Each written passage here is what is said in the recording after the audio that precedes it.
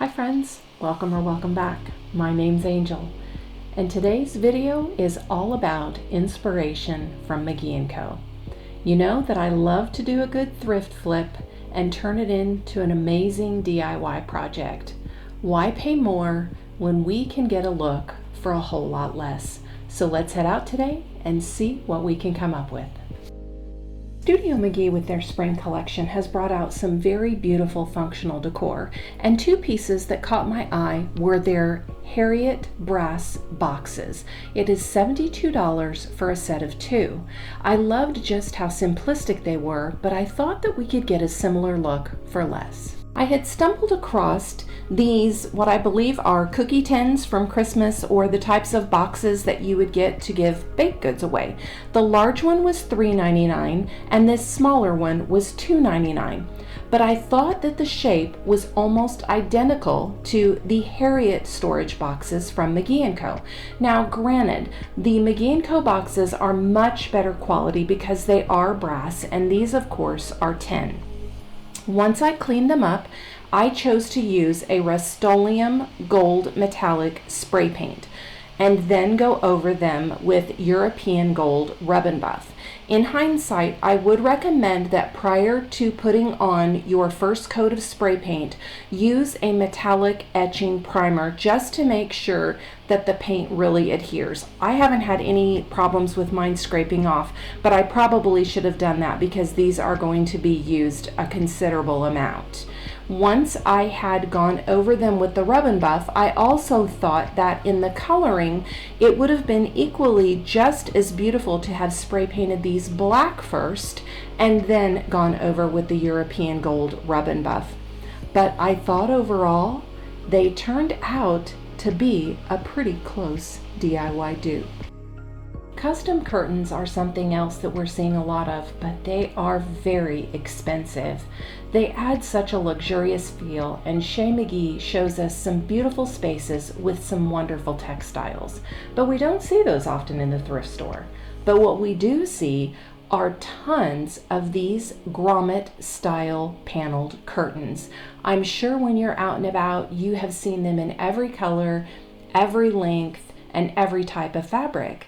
But they're there for a reason, because we're wanting something different.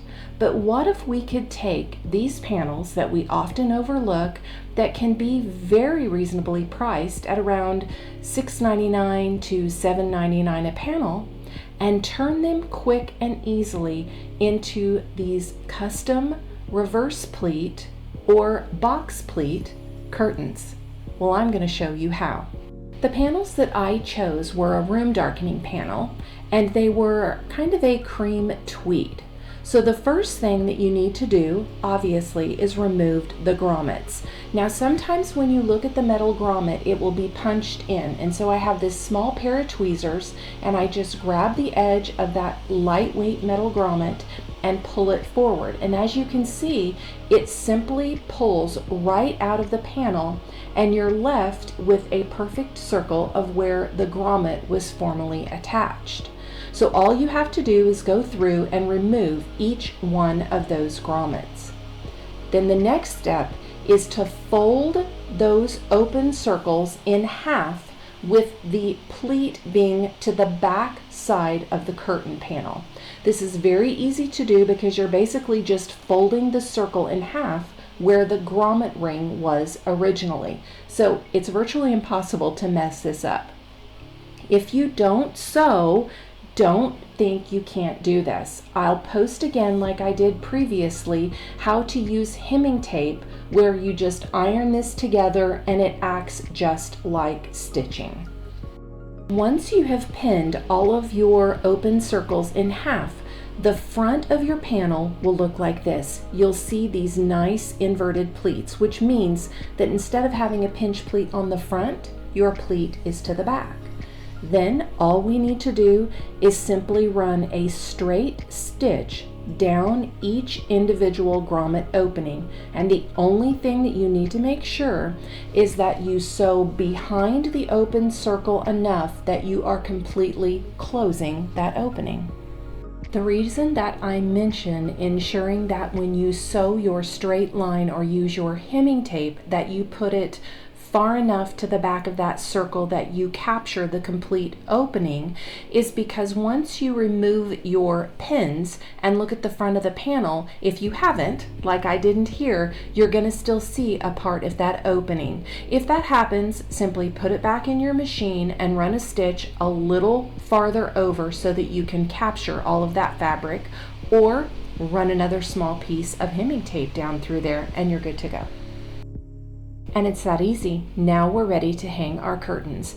I used single drape hooks, and I am putting my drape hooks in the bottom half of the new pleat that we just created. By putting them in the bottom half, I'm going to cover a little bit more of the curtain rod. If you want to see part of the curtain rod, then place your drape hook in the top half of the pleat that you just created. And now we get to hang our curtains. I used drapery rings because I already had those to go with my curtain rod, and I simply ran those hooks right in, and it was that easy. Now once the curtains were finally up, you'll notice that the pleats are off. So they do need to be steamed and trained, if you will, because the pleats before, because of the grommets, were in different locations, but they turn out just fantastic. I ran a steamer over mine, and when they're pushed back, you get this wonderful pushback draping with these beautiful pleats. But when the curtains are open, you get this very finished box pleat look. I'll be sure to link the curtain hardware that I used in the description box below. Shay has been showing us some really adorable small lighting options, but sometimes they have a big price tags, anywhere from $78 and up. So I had been gifted this small terracotta lamp. I've had it for quite some time, and seeing all of the new summer collection kind of inspired me to make a small lamp. After cleaning it up, I gave it a quick coat of a matte black spray paint. Now, if you notice, the lamp was already somewhat textured with the ribbing, if you will, around the base of the lamp. So I went in with mineral chalk paint in the color Fawn and some baking soda because I wanted to try to highlight that texture with the colors that I had in mind to make this small lamp.